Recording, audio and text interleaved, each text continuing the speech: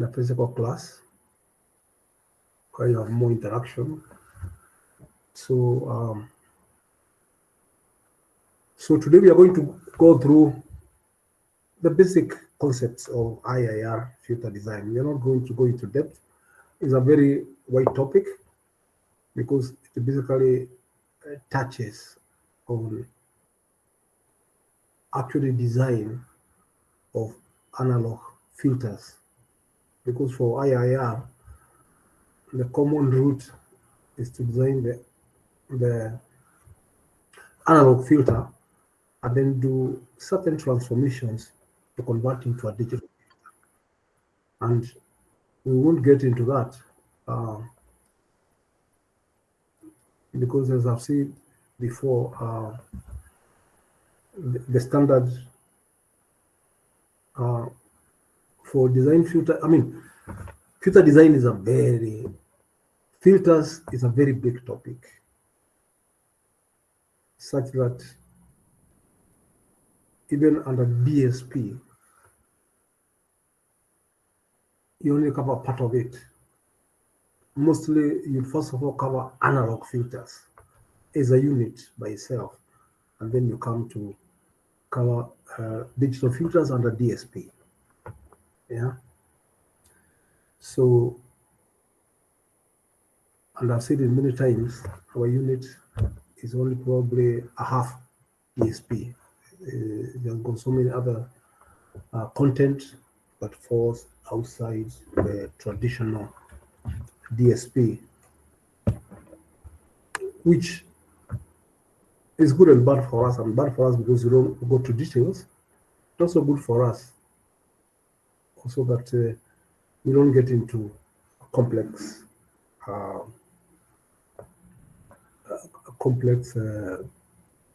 it can be very complex. We just do it on the surface because to do it complex, to get into complex calculations, you need to be equipped a bit more. That doesn't mean you are not learning enough to be able to design a filter, because as I've seen, you're already doing the theory. You're already doing in practicals, the design of filter in MATLAB. And luckily, anytime in the future you're going to design a filter, you'll not be going through these calculations. You probably do it in MATLAB, and probably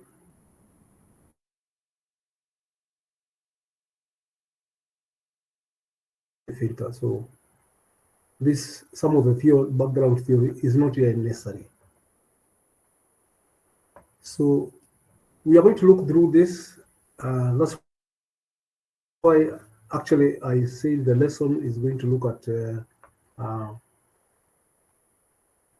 2D convolution filters, which we are going to look after this, after this. I don't expect this to go for 1 hour, and I don't expect that to take over an hour. So we will finish the 2 topics today. They're short topics because we are not getting into details. And again, also, 2D convolution filters, we won't go into a lot of details because again, we are just doing it to the level it's done under computer vision, so which is not very complex.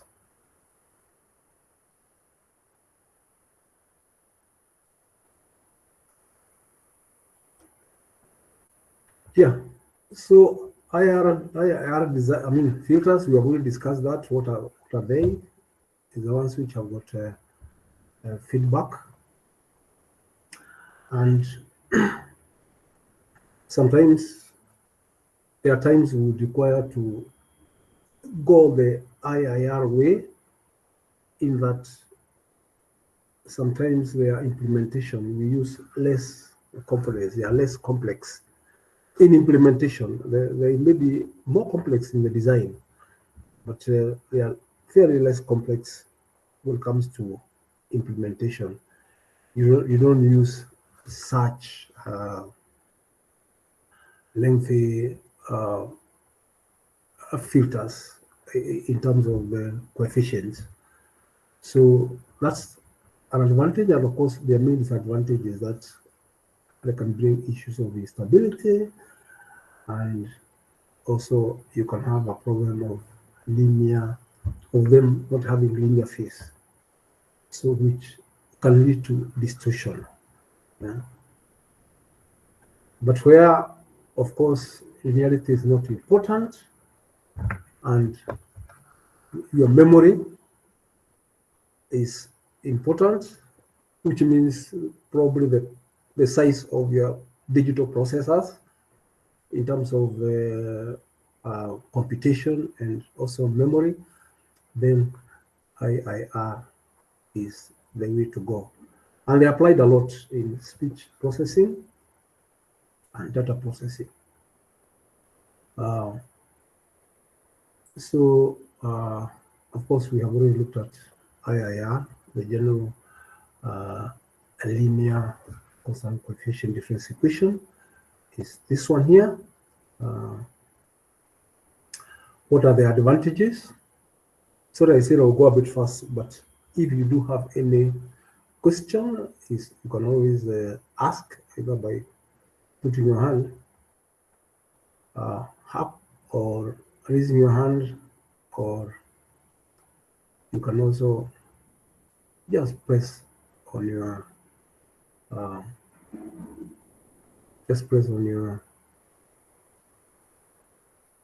microphone and ask a question. So their main advantages, of course, is they require fewer coefficients on FIR to satisfy a similar specification. And of course, we know the specification can be the cutoff frequency, the stop band attenuation. We know the stop band attenuation of an ideal filter should be infinite, but sometimes there is what is achievable. So for the same cutoff frequency, for the same stop band, you are going to have fewer coefficients, and fewer coefficients also mean less storage, because basically that's what these delays are. They are just storage. You have to store up to a certain time. You know, that's what delays are. But of course, less multipliers, and therefore they will be cheaper. They have low latency. Of course, the moment you have less competition means there is less latency, and therefore they are useful for real-time control systems. And of course, whenever you hear latency being an issue, it means we will be interested in the speed of computation, and real-time computations. You don't want long delays when it comes to real-time systems. Yeah. So FIR, for example, depending on your specifications, cutoff frequency, and the kind of stop band attenuation you want, it may not be suitable, because remember, the stop band attenuation, the width of the transition band, you want this as little as possible, because the less it becomes, the more coefficients required, the more components you require. Here with these people. Of course, the advantages is a non-linear phase characteristics and stability compared to FIR. Anything with the feedback circuits brings in the issue of instability. So IIR filter design, the preferred method is to design from continuous time filters. So we are going to look at something I want to believe you have looked at this elsewhere. The filters, and so we are not going to go deep into various deep into this classical analog filters, but you're just going to look at exactly what these filters give us. So the most popular classical analog filters is the Butterworth. The Chebyshev has got two types, the type 1 and type 2 elliptic. These are the most popular. And of course, each of them have their own advantages. Yeah. Also, Butterworth, I think their most important advantage is that they are in the passband, they are minimally flat. I mean, so they are basically just flat. There is no ripple in the passband. Well, it's maximally flat. I would say minimally flat. I say maximally flat in the passband. They are monotonic response, that it varies continuously.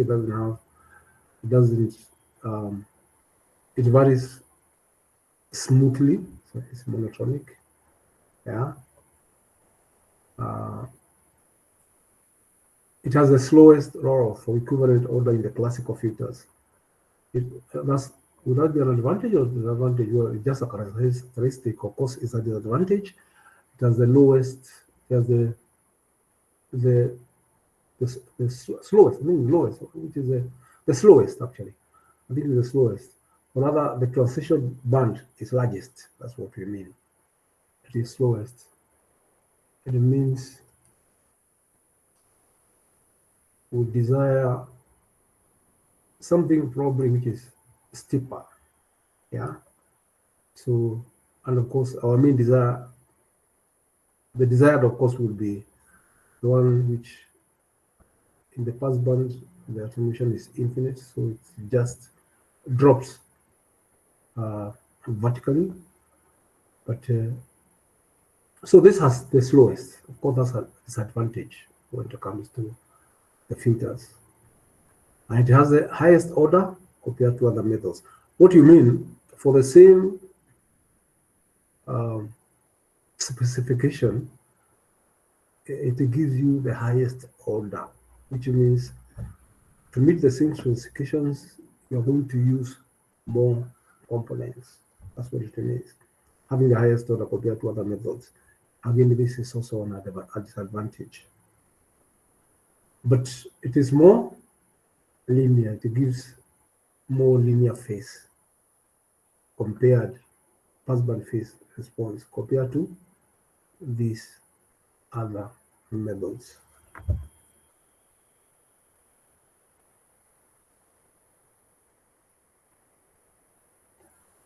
Then the second one is a Chebyshev. So that is the plot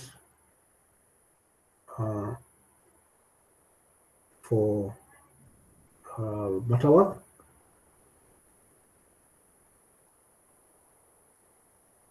Chebyshev 1, of course, they are equiripple in the passband. It means they have a ripple which is basically a constant across the entire passband. That's the equiripple. While the type 2, of course, they are equiripple in the stop band. Yeah, that's the only difference. But they basically have almost the same roll-off. Yeah, not exactly the same, but I think Chebyshev 1 has a better roll-off, a faster roll-off. Yeah. So Chebyshev 1 type filters, they are equiripple in the passband, monotonic in the stop band.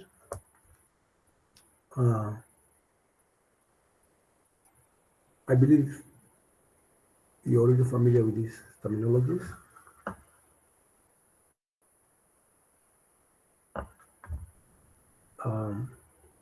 Faster roll-off than Butterworth, yeah, and Chebyshev 2. So this type 1 is actually better than Butterworth, and it's Chebyshev 2, but of course the slowest roll-off is the Butterworth. Yeah, is a good compromise between elliptic and Butterworth. Yeah, we are going to see how the why it's considered elliptic, because elliptic has its own advantages. I think elliptic is this one. Which one is it? Yeah, this one. You can see elliptic has actually one of the best roll-off, but it is equitable both in the pass band and the stop band, but with a very good roll-off. That's why we say the Chebyshev 1 is definitely a good compromise. It gives you less ripple as compared to elliptic, and it gives us a steeper transition as compared to Butterworth. That's why I say it's basically a good compromise between the two. So as a designer, of course, it depends on what you're looking for. Are you more interested in not having ripple, or are you more interested in not having a faster roll-off?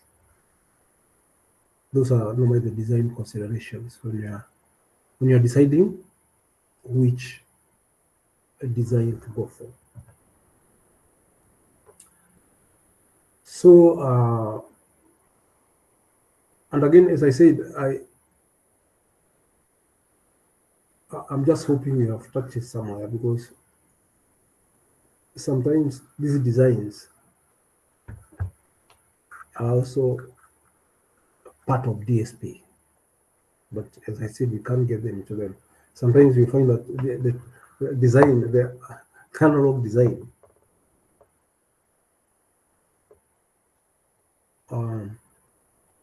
of this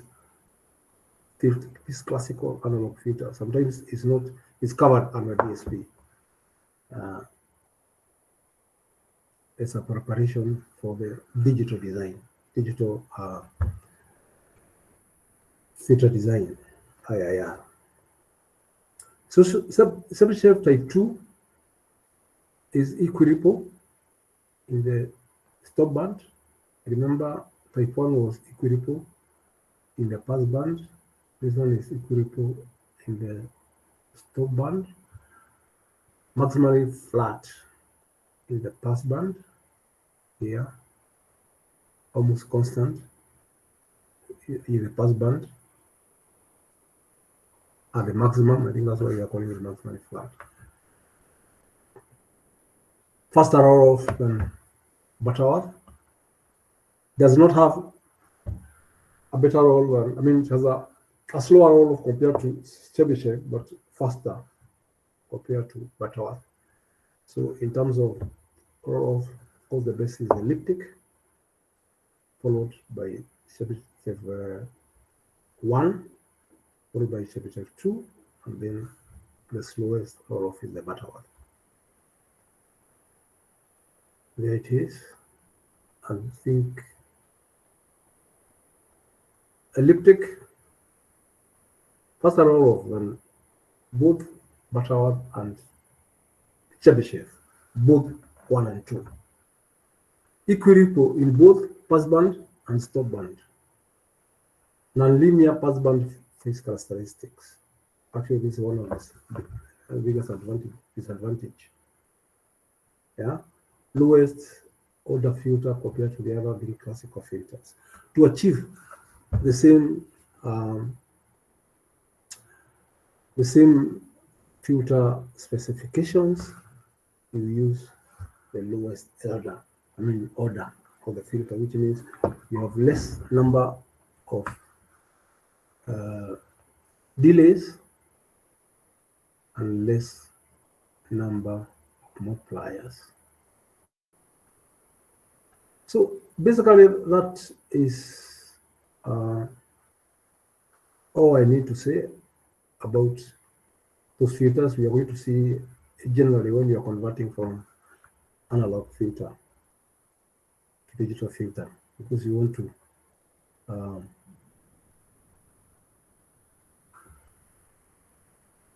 you want to establish the structures you are going to use, which is easy. Since which are digital, so you'll see how at the end of the day, once you design your analog filter and get the analog transfer function of the filter, then you need to find the digital transfer function or the discrete transfer function, discrete time transfer function, which in this case is HZ,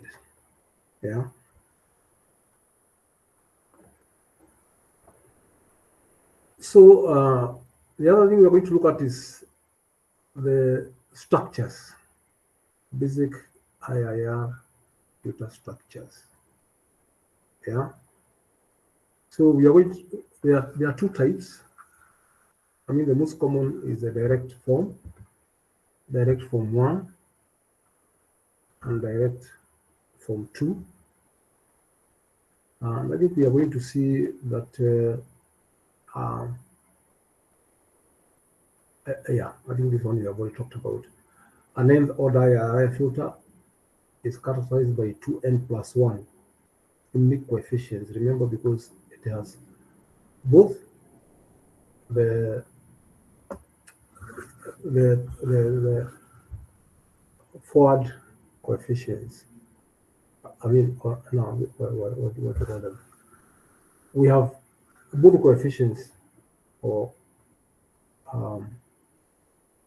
the output, that is the feed forward and the feedback coefficients. You have both feedback and feed forward coefficients.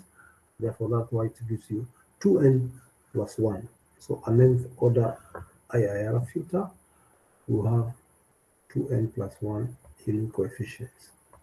So to implement, you need 2n plus 1 multipliers and 2n adders will be required. Now, and of course, the delays, the number of delays will depend on your structure, as we are going to see. So these are the structures for implementation, for the IIR. And of course, for higher order IIR filters, they are implemented as cascaded backward sections. Actually, this is what you call a backward section. So when you talk of cascaded backward sections, this is what we mean. These are a backward, these are backward. So they will be implemented even when you have more coefficients, when you require to have more memories, or rather more delays, they are implemented as backwards. These are typical design. And this is what we call the DF1 structure. So DF1 structure, you can see we are using more delays. We are going to see that to achieve the same characteristics, you can actually have less delays by doing DF2. So these are the two common structures. So of course, DF1 is actually is seen as what? These are a structure with two zeros followed by two poles, because the poles are the ones that are in the feedback. Yeah, two zeros followed by two poles. That is the DF1, and the DF2, of course, is the opposite. Is two zeros followed by two poles. Yeah.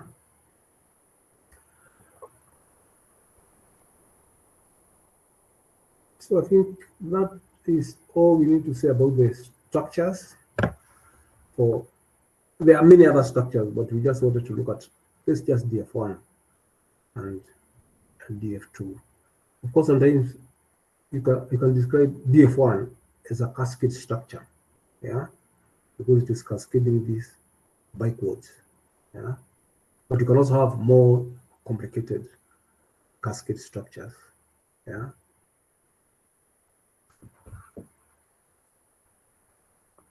I hope there are no questions so far. So far, so good. But as I said, we are not getting very deep into this. So, but if there's something which is not clear, kindly ask. So, of course, we are saying we can do IIR in the discrete domain or digital domain by analog transformation, that is analog to digital transformation. So once you do your IIR filter in analog, of course, you can move to the digital domain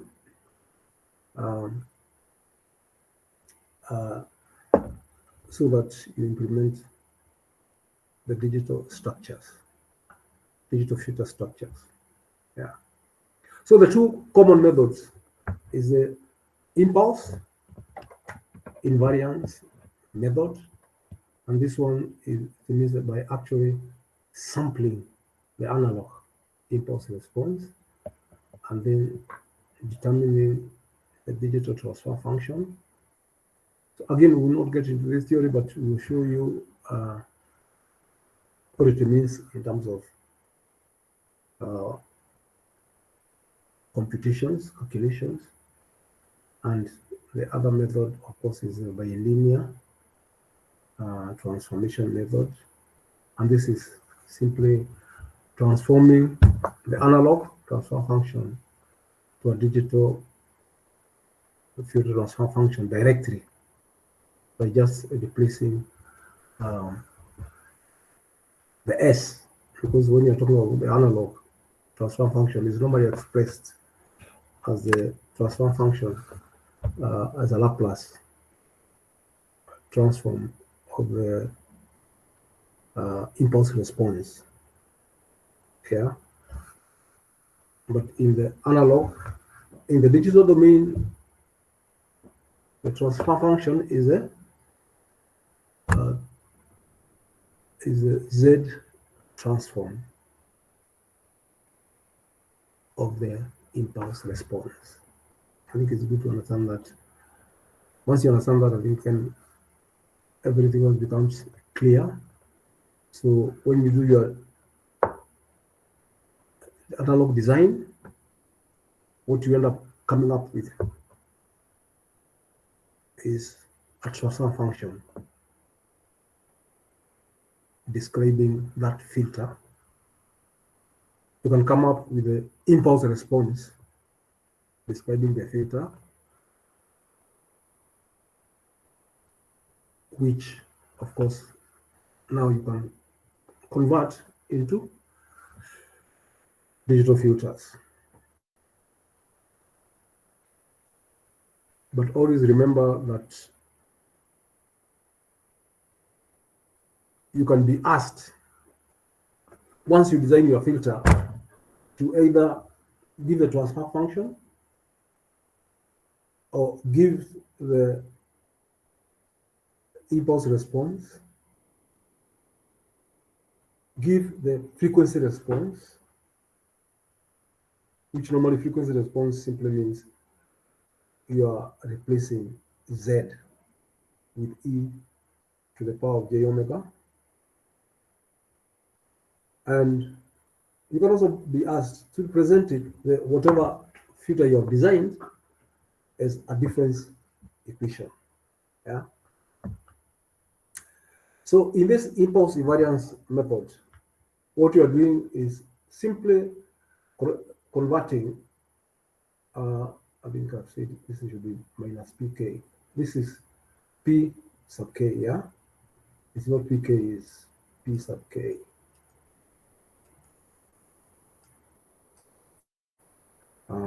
In hs. So to get hz, you simply replace, you just have to put it in this format, yeah, which means you are given the transform function, you have to do partial fraction. You have to find out the partial fractions for the transfer functions so that you get it in this format. Yeah. Of course, this may not be one. This may be a constant. So if there's a constant here, it will simply appear here. Yeah. It may not be a one. It could be a, b, some constant. Yeah. So that will also appear here.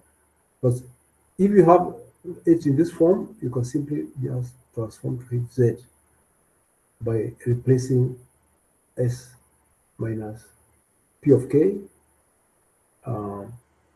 We have used p of m here into this. Yeah.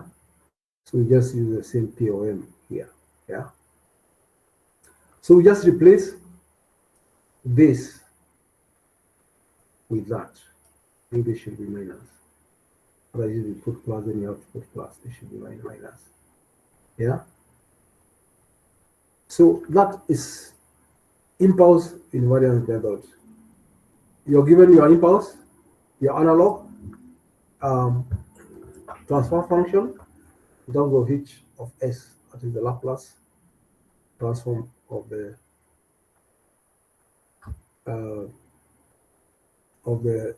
impulse response.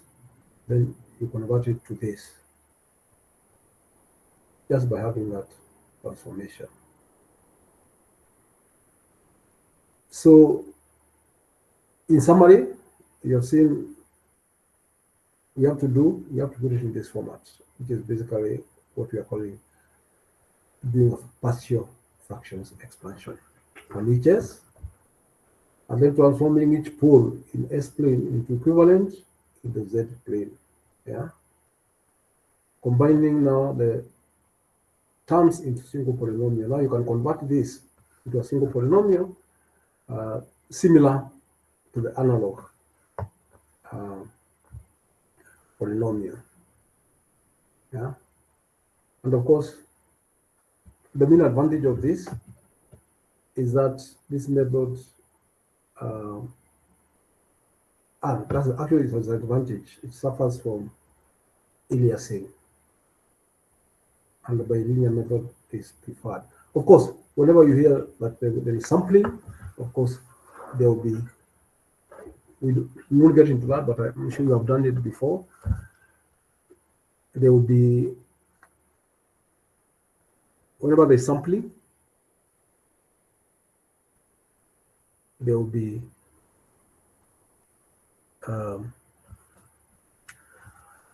aliasing, so that becomes a problem.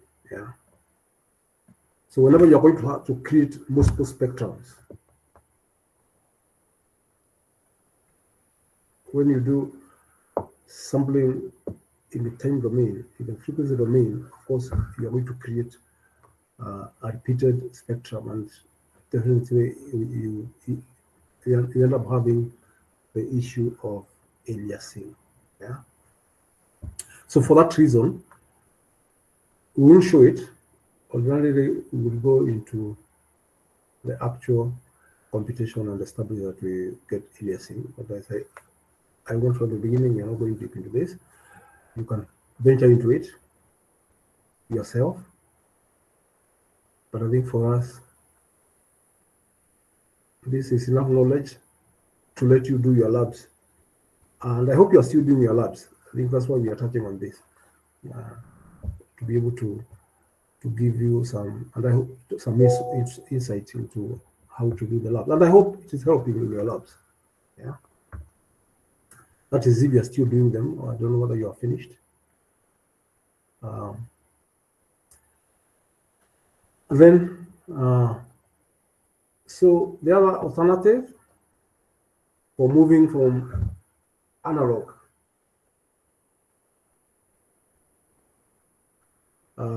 transfer functions to digital is by linear transformation. So it means whenever you design, you have to get the transfer function of that filter. It is from the transfer function, analog transfer function, that you go into the digital or discrete transfer function. Yeah. So whatever you calculate, whether you start with the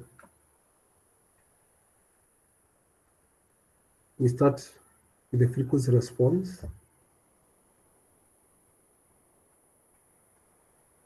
and we start with frequency response, we still have to get the transfer function. These transformations work on the transfer function. Yeah. So by linear transformation, it maps the S plane into the Z plane by just substituting S with Z. So you have HS being equal to H. To get HZ, you just substitute S in the HS with S is equal to 2 over T. That is 2Fs, yeah, where T is 1 over Fs, yeah. So normally it will either be this 2Fs or it will be 2 over T, and then you have this Z to the minus 1 divided by Z to the minus 1 plus 1. That's what it means. You just replace S with this entire thing. Yeah. Which of course, if you have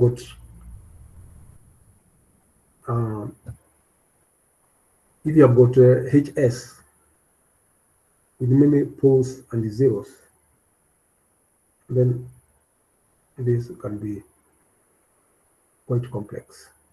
Yeah. But that is actually it will be a complex calculation, but of course it will end up being a simple. It will end up being of the same magnitude as the analog filter transfer function. So the main advantage of this is that it does not suffer from aliasing, like the impulse invariance method. The left half S-plane maps onto the interior of the unit circle. Of course, that gives us stability. I remember we talked about the stability in with the ROC of the Z plane. So it's important. So this particular property is one that gives this stability. So this transformation gives us stability and does not suffer from aliasing. Yeah. And for our purposes, I think that knowledge is enough. Of course, you can apply it yourself, but we won't go into calculations of this type. So Are there any questions?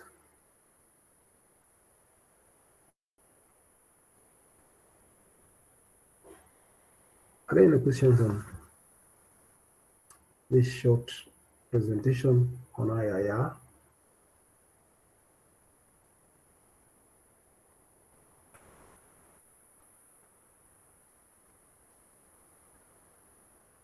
So if there are no questions, then let's look at 2D convolution filters.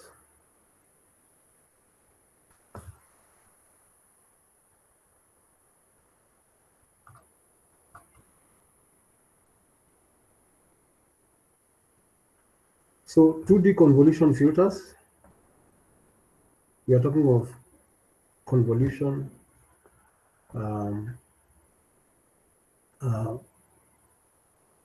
of images, and in this case we are talking of convolution of taking place both in horizontal and vertical directions. Remember that now, because the image is two-dimensional, yeah, maybe we can start with what is an image. I think I better just, well, the basic image, black and white, for example, would have the pixels, would have would be made of pixels, yeah. And although we are going to deal with examples whereby we have very few pixels, because when you talk of, let's say, a 6x6 image, that's a very small image. The images will be having many more pixels, yeah. Like for example, a frame, yeah. You're imagining a single frame, or let's say full HD TV. I think it has 1920. No, I think it has got 1080 pixels on one side, on the horizontal, and it will be an array of 1020 pixels, I think, on the horizontal, and 720 in the vertical, yeah. So you can see the number of pixels you have. But for our case, we are going to do with very few pixels, probably small images, yeah, to demonstrate the concept. So you'll be having an image with the pixels, and let's say is a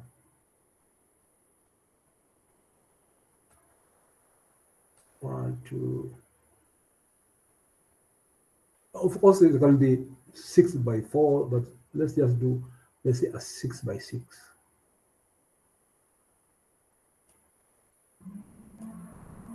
So we understand this concept clearly.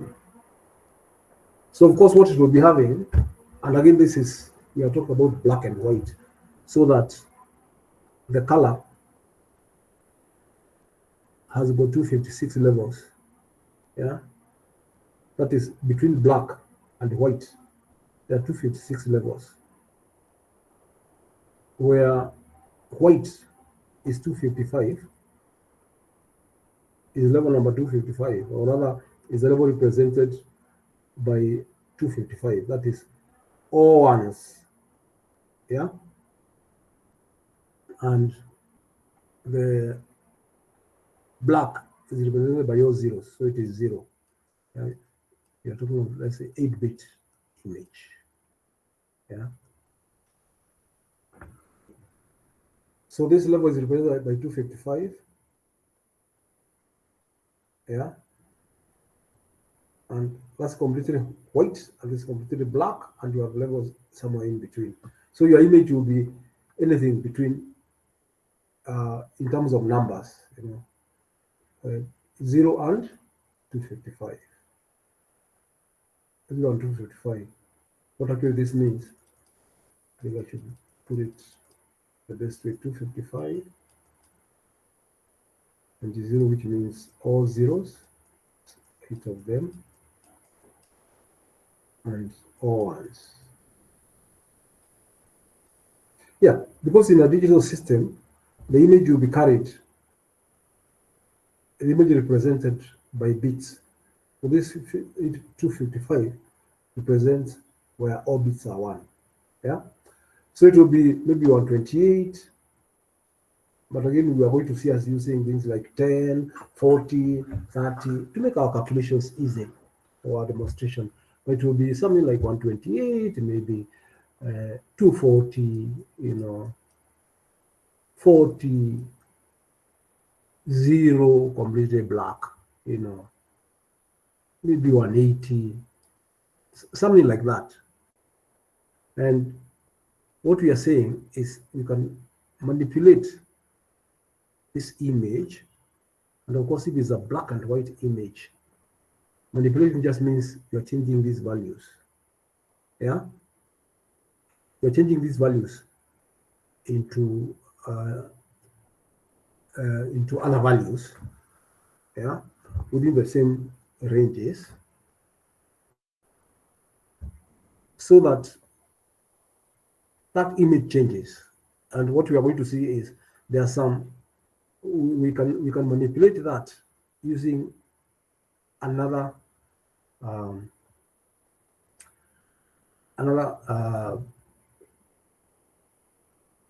similar array of I'm trying to see the general term. We are going to use a kernel. This other, we can also call it an image. We call it the kernel. Yeah, which will be something similar like this. But normally kernels, we are either going to use a 3 by 3 kernels, a kernel or a 5 by 5 kernel, 7 by 7 kernels. You don't use an odd number. You don't use a kernel with odd number dimension. Yeah, and we are going to see why. Yeah, so what we are saying is you can actually do a convolution between this kernel. Yeah, we use the word kernel or filter kernel. Yeah, and this is the image. So you can do convolution of these two, and whatever, of course, you always know that convolution, will have two signals, and you produce now a third signal. So it will produce now a third image, and that image, in most cases, will be a bit smaller than this, and we are going to see why. Yeah, and of course, that is what we call the 2D convolution filters. You can also create convolution filters. You can also manipulate by having a correlation filter instead of a convolution, because remember the processes, even in the one dimension, the processes are very similar. I think the difference is very small. What is the convolution? I think what does it give us? It gives us yn. Yn is equal to what? The summation from k varying from infinity to infinity x of k h of n minus k. I think that is the convolution. Yeah, and of course this one is you can change. I think it's commutative. Is it commutative? I think the property whereby you can have xn minus k. That's commutativity, is it? That's commutative. Yeah. But this is not associative, it's commutative. Then, but the we have not looked at this. We are going to do this correlation. I left it because I wanted to has to do it when we are doing the autocorrelation function later. Yeah, when you're dealing with random signals.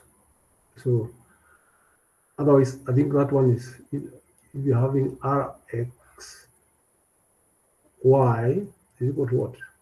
And this is function of k.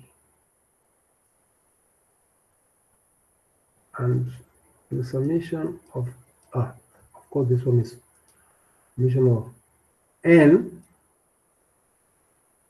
moving from negative infinity to infinity, x of n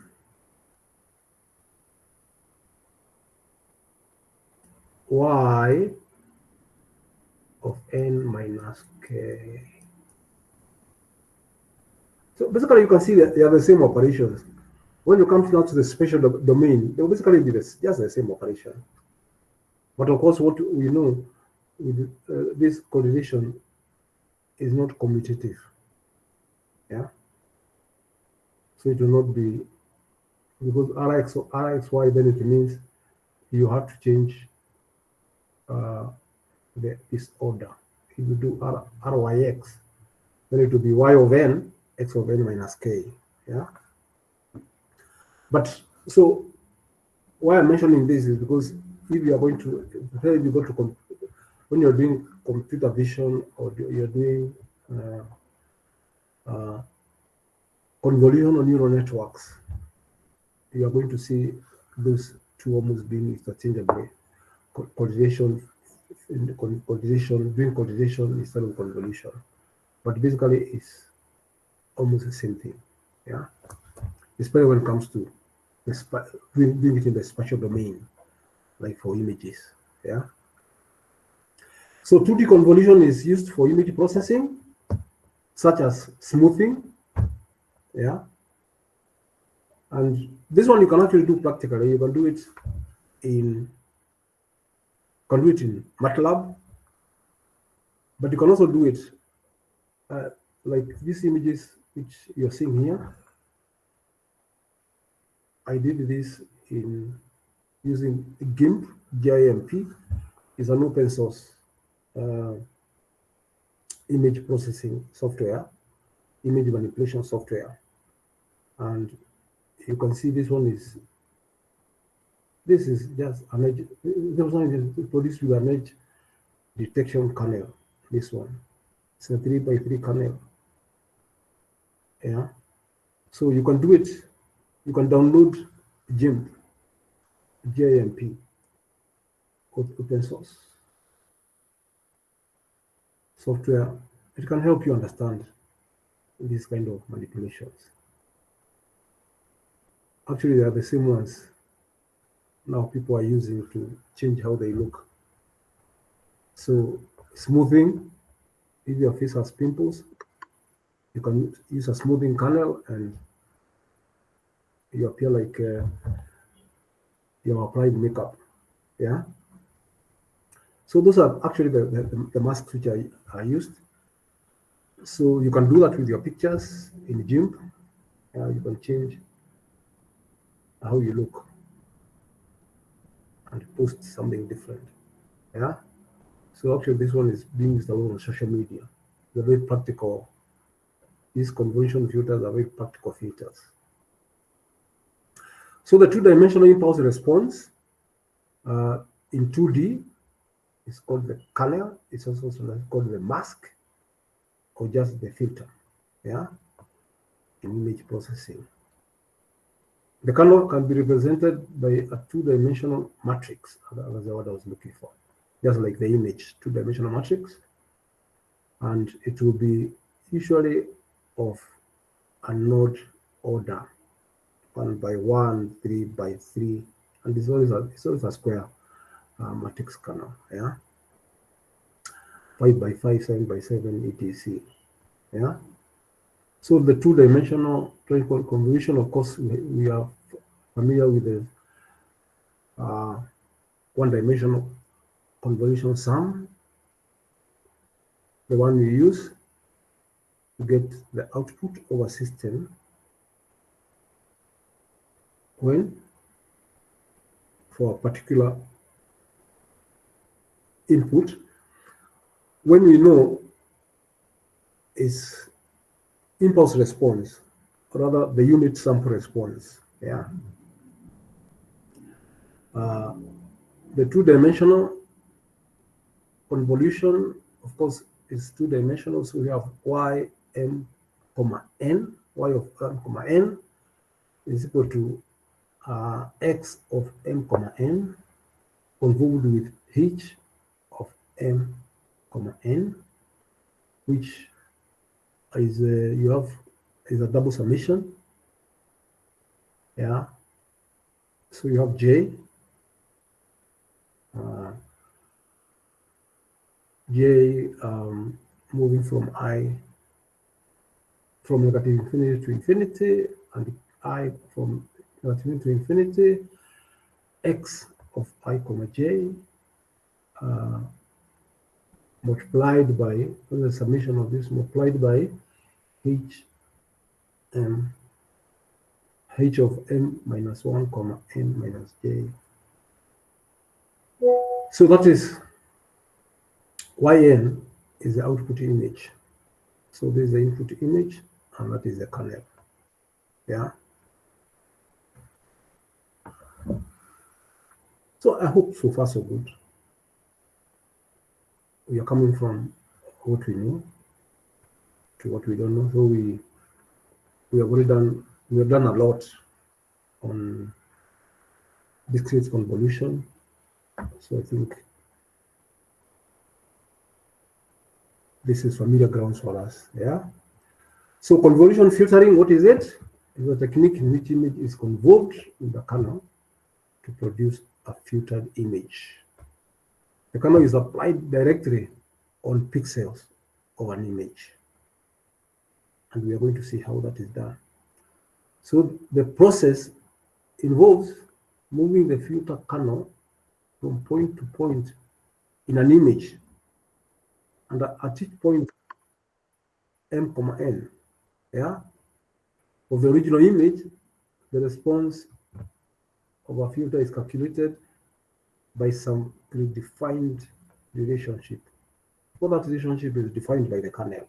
Yeah. So the kernel is moved on the image such that the center of the kernel traverses all image pixels. Yeah, that sometimes that sentence is when you say the center traverses all images, it would mean the input image is the same as the output image. But we are going to see sometimes where you don't have, well, maybe the best is to give you the example to see what I want to talk about. You see, like we are saying the center of the kernel traverses all the pixel of the image, but usually we put the kernel such that the outermost pixel, we don't have pixels which are outside. So we don't have pixels of the kernel coincides with the pixels. I mean, we don't have this kernel, let's just call them pixels, corresponding, well, they're not pixels, but I'm trying to look which is the best word, corresponding to pixel to the outside of the image. Yeah. So for example, you're not going to have what I'm saying. You're not going to have this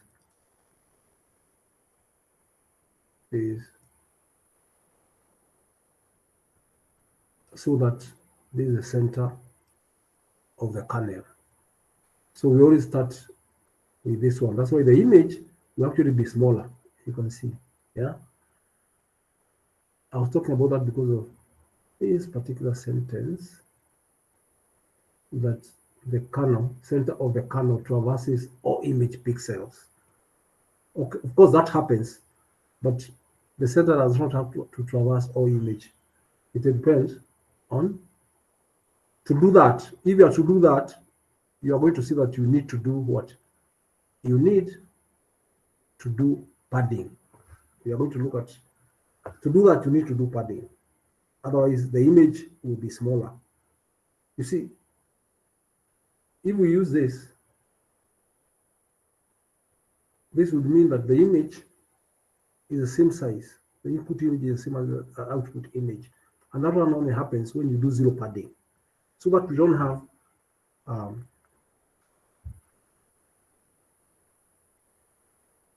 yeah. Of course, if you did this, it would assume you have zero padded. But of course, there are other types of padding. We are going to see what padding is. I'm just mentioning it just to explain this sentence here, because it may appear to contradict what I'll say next. Yeah. So what are the steps? First of all, you take the kernel, and this is the kernel here. These are the box black kernel. This is the edge detection kernel. This is the sharpening kernel. You take the kernel. Let's see, we want to use which one. Let's use this edge detection kernel. I think this is the one. Yeah. Yeah. Edge detection kernel. So what we are supposed to do is, oh, what is the method here? Flip the kernel horizontally and vertically.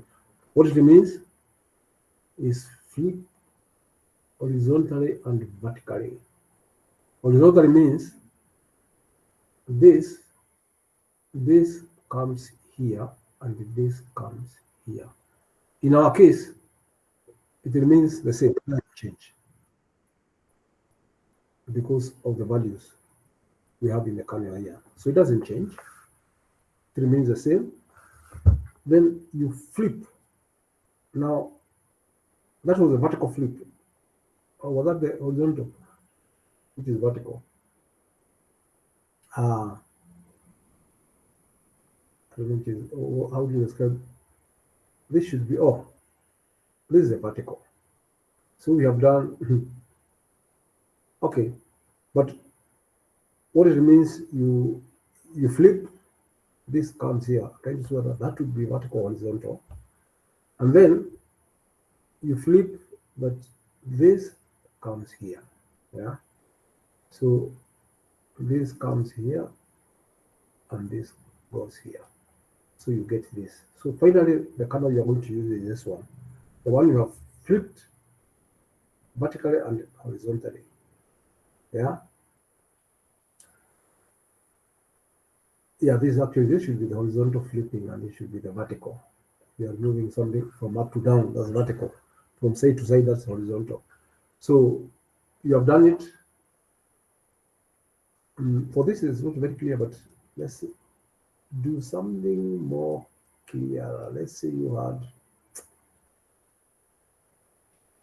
010,456, for example. Maybe that can bring out this. So the first thing. Excuse me, sir. Yes.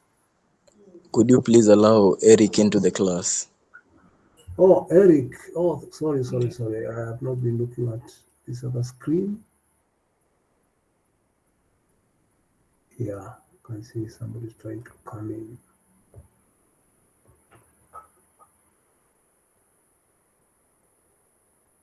I hope now Eric has joined. Sorry, Eric, I was not looking at one of my screens. So we have, so this will become, if you flip vertically, of course, this will become that.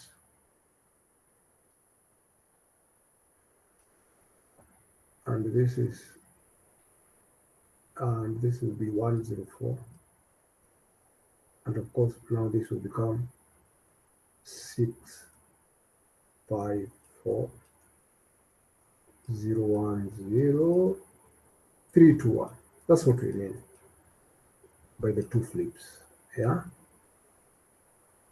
So this is that, and then this of course is this. So for here, the first flip does not seem to make any change because of the values we have. So that's the first step. You do what? Flip the kernel horizontally and vertically. Slide the kernel to the image. Multiply the corresponding elements and then add them. The sum is the value of the target pixel in the output image. And the target pixel is a pixel at the center of the kernel. That's the target pixel. Repeat this procedure until all values of the image have been calculated. So in this case, once we do this, we are supposed now to get the final kernel. Oh, this is what you're given. But the final kernel, of course, is this one. So you're supposed to get this and put it on top here. Yeah. And you can see now, so it means our target pixel is this one. It is the one that is corresponding to the center of the kernel. Yeah. Because you are putting the kernel on top here. Yeah. We don't want the kernel, a part of the kernel, to get to where you don't have any pixels. So if you want this image to remain the same size, then you would have to do zero padding. You'd have to have zeros so that you can now have the target pixel can be this one. Yeah, you can do the zero padding by putting zeros all around. That's why, of course, you see some of the explanation like this. Yeah. Where is it? Where was it? The kernel is moved on the image such that the center of the kernel traverses all image pixels. The only way the center of the kernel can traverse all image pixels is if you do zero padding. Yeah. You do zero padding because what you have that you can multiply the number of the kernel with the pixel number. Yeah. So in this case, what you are going to have, if you put this here, you are going to multiply 30. So whatever you are going to have, the output will be 30. Oh yeah. Oh, this is the original. Of course, we have flipped. I was wondering why. Oh, that is the original, or is that the flipped one? I'm trying to see. Yeah, that's the original. We are using the flipped one here. That's why. So the flipped one is -1, -2, -1, 0, 0, 0, 1 to 1. Yeah. So this is the one we are using, not this one. This is the image you're given, and this is the kernel you're given. You have done the double flip, so this is what we are using. You are not using this one. So again, it's good to note, because I've seen sometimes when this appears in an exam, people using this kernel. The way it is, without flipping it, both sides. Yeah, and of course you get the wrong answer, and of course, if you are actually using it, you get a different image. You'll be, instead of detecting the edges, you might end up causing the image to blur. Yeah. So you have that. So you come and so this pixel Y11, and you can see now when it comes to the image, we always start with 0, 1, 2, 3, like we do in convolution and also coordination. from 0. So you can see for the image, now we are starting with Y11, because until you do the 0 padding, you're not going to have Y00. You start with Y11. So Y of 1, 1 will be equal to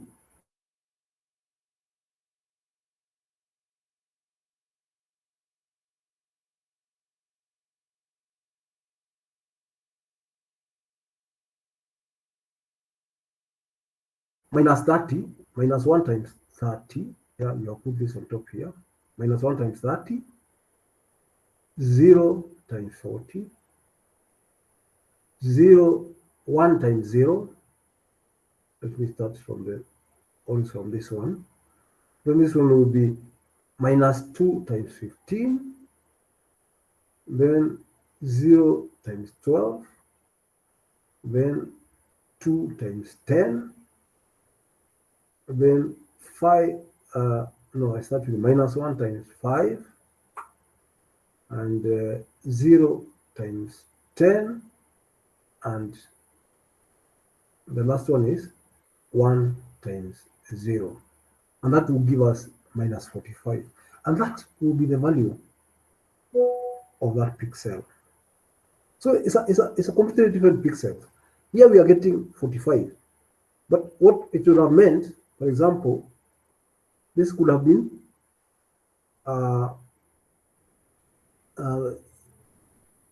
okay, here we got minus 45. So we are going to see, of course, how we deal with negative numbers. You don't want negative numbers in the NNA. So we want, for if you are dealing with, let's say, a black or white image, we want to do with the values between 0 and 255.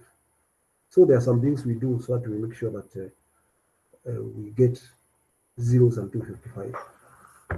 Yeah.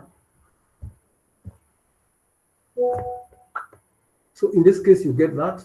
Now you can do all the calculations, and for each, you slide over all of them. And of course, the final image you are going to get is this one. I've only done the calculation for this particular one, but you can do calculations and you're going to get the rest. But the key thing is that you don't put the kernel where there are no pixels. Yeah, you don't make any of these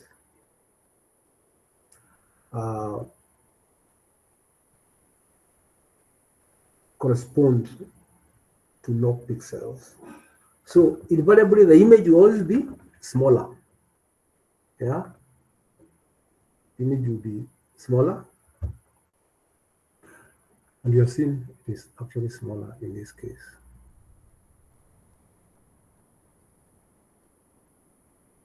So points to note in our case,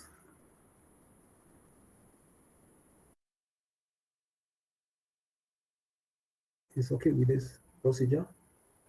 And why I always like asking is because sometimes it looks straightforward, but you find if there's something you don't understand, then there can be, in this system of ours of education, whereby you are judged with exams, it can be unfortunate because then you don't get it right. But again, we don't learn. We are not here because of exams, but they're important. There's a system that was set up because so that somebody does not register for a course, and 5 years later, say have a degree, and they didn't learn anything. That's why I have the exams, but it's never to make people fail or pass. It's always good to know that. I remember when I was a student, I used to also think lecturers are meant to give us hard exams and punish us, but that is never the case. It's only that we have to measure the standards of where you have reached after spending that semester. Yeah. That's why I like pointing out what is to note, especially if the question appears at the end of the semester in the exam. It's not to emphasize that we are here for exam. No, we are not. So sometimes, as in this example, the operation results in negative values. And what do we do when that happens? We use some offsets so that we get a positive value. So in most cases, we can do a 128 offset. Yeah, and hope the 128 offset will give us positive value. Sometimes I think you may need to do a big offset, but in most cases we do the 128 offset, which means for every, actually 128 offset would give us that, because the figure is likely to be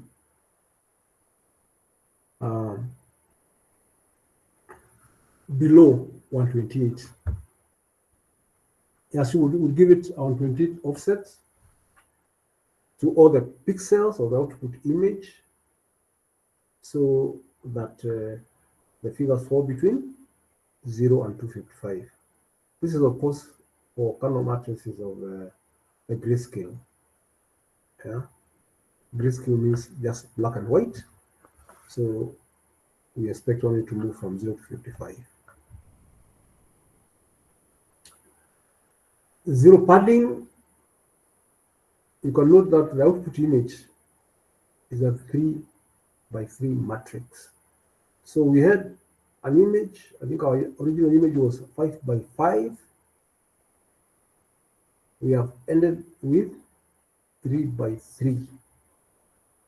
So to make sure that the image is the same size as the input image, so that not only you don't want to, because this is you're achieving this. This is not your intention. Your intention is to either blur the image,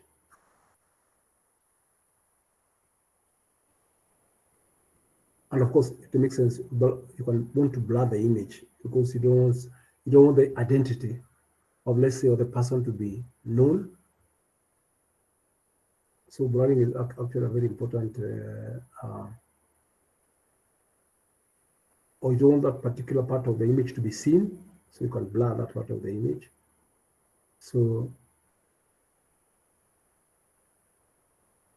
you can try to get the,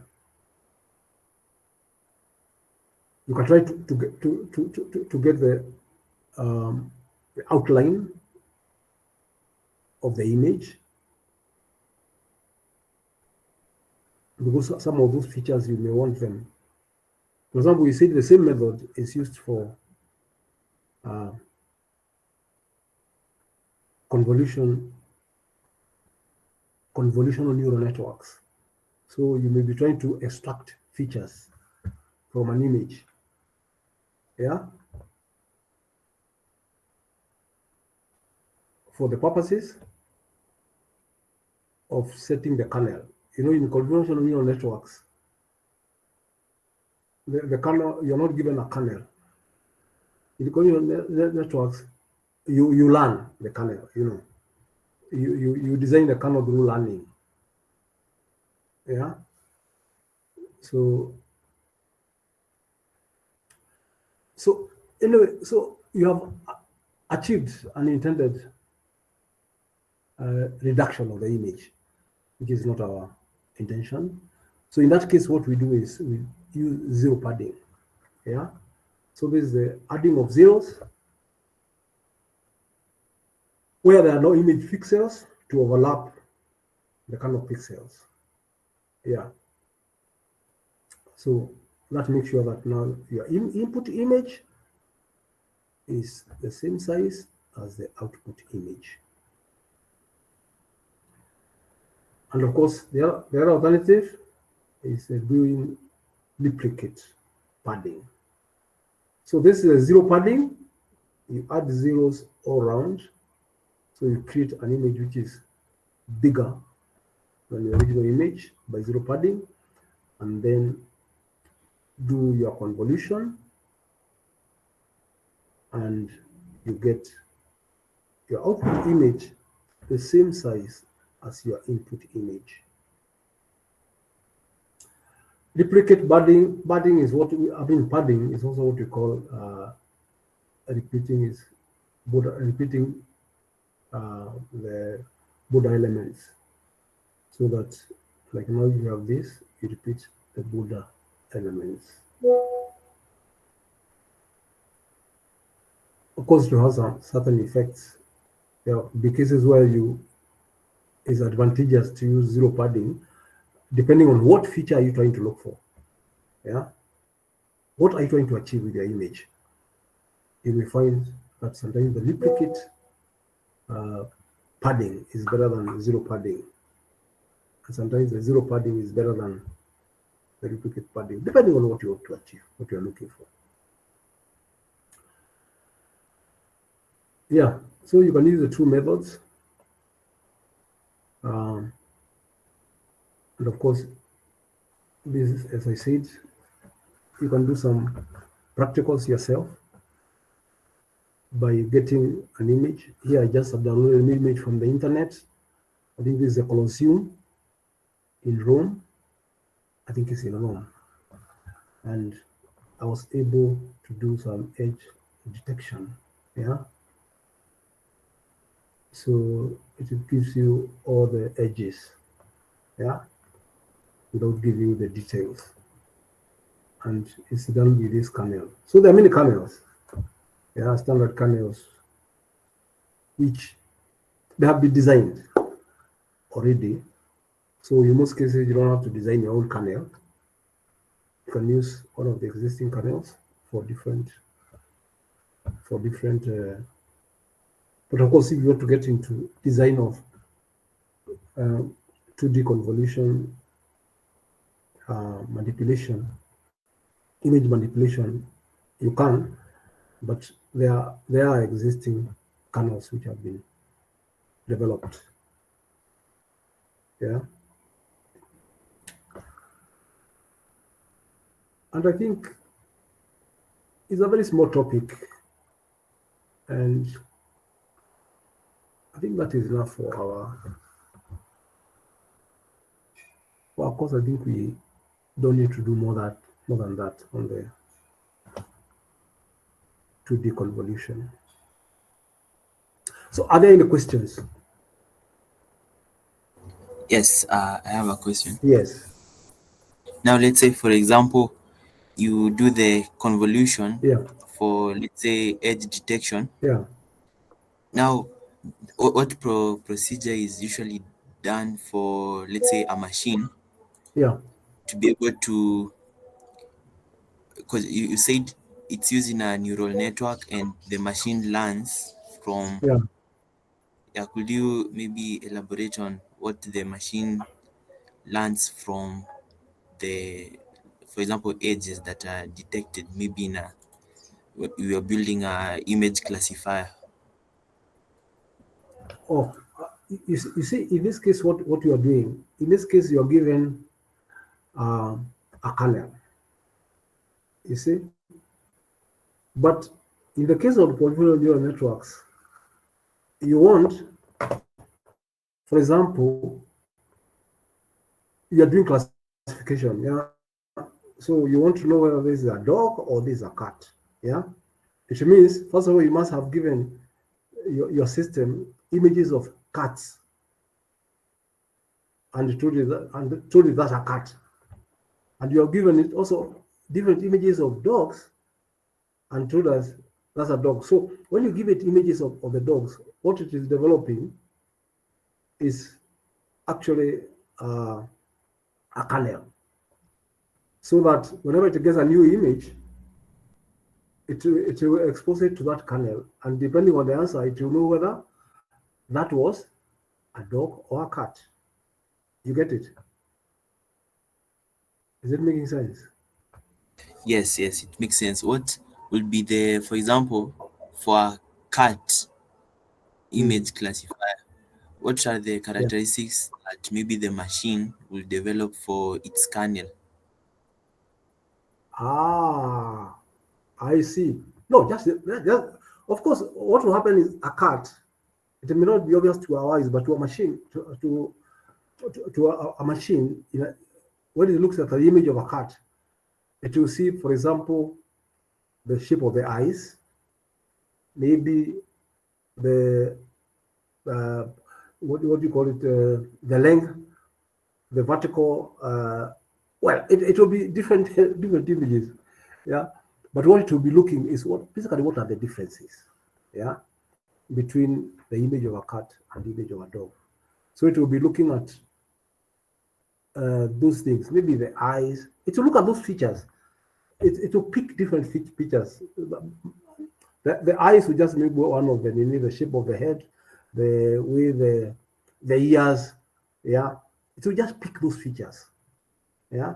We are the ones who are we classify those very obvious features. But for example, for a machine learning, it will pick millions of features, yeah. For us, we are the ones who know maybe the features just the eyes, but it will pick very many features, yeah. So it will end up producing even a much more complicated kernel. And that's why we don't try to produce it by designing ourselves, writing a program for that. You let the machine learn, and then it produces a program to do that. Yeah, you get it, eh? Yeah, Yes. yeah. It's a very exciting area, especially in research. Yeah, but basically that's how uh, image processing. That's where image processing meets with machine learning.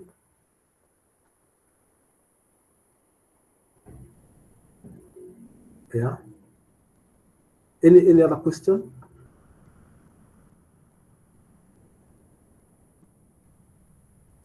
Yes, I have one last question. Yes. So, is it safe to maybe assume that as humans, we might not really know what's going on in machine learning? What exactly the computer is, quote, thinking? Yes. You wouldn't, because if you try to design the program, you can design a program to do that, but it will be a very complex program. That's where machine learning comes in. It will detect that for you, to detect the differences. And because even you, that's basically what you do. That's what your mind does. The machine learning is simply mimicking your mind. You may not be aware, but why do you decide that's a dog and not a cat? You're simply looking at the features. You're looking at the ears. You're looking at how even the size. Yeah, you get it. Eh? So the same thing the machine does. So you are not aware. It's in the background. It is going to create those different layers. Yeah, because if you're talking about maybe deep learning, yeah, but for you, it's quite a complex process. Yeah, that's the beauty about learning, other than you trying to design those those kernels. Yeah, or not necessarily kernels, the various weighting, because that's what we are talking about. You are weighting certain features. Yeah, you're weighting certain features, maybe the color, the weight of this color, the weight of this color. You are weighting. Those are the different things which are weighted in your machine learning algorithm. Yeah, yeah. But it's an area we can look at if you are in I'm also doing some things in machine learning. So uh, Yes, it's an area of interest, yeah, but maybe how would someone like us who is interested after graduation, yeah. maybe how would we go up? Would we get like a certificate in search or you look for employment opportunities in ML, or Oh, maybe pursue further studies. yeah, machine learning. Yeah, there are some colleges that are teaching now machine learning uh, everywhere. In fact, I think normally universities teach machine learning from a very, maybe from a very, a very, what do you call it? A very, which word am I going to use? Basic level, or rather, very high level. You don't get into, probably it will be a unit called AI. Yeah. In fact, I think most of our universities don't go into real machine learning. They'll be talking about AI in general, and they don't get into real machine learning. Yeah. You need now maybe to get into machine learning, specifically go into deep learning. Yeah. Then go into neural networks, then deep learning, whether it's all that. And there are places you can learn that. I think there are small, there are online courses, you can do that. And there are also some colleges that are teaching short courses on that. Is that okay?